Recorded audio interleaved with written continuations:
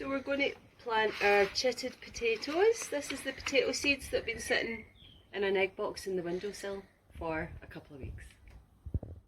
So I've got some of the fabric packs that I used last year, so I'm just going to reuse them, and I'm going to do this because I've got enough seeds to do 3 pots easily.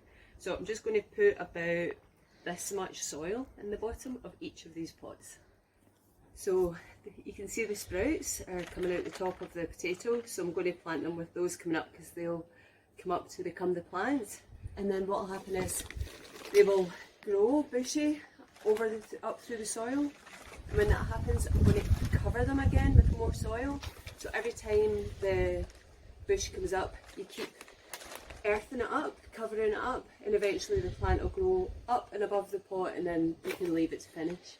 And they'll be ready in about 16 to 20 weeks, not long at all. All nice and covered up, and I'm just going to put them in a nice sunny spot on the deck.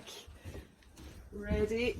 I'll just make sure they are watered, and that's it.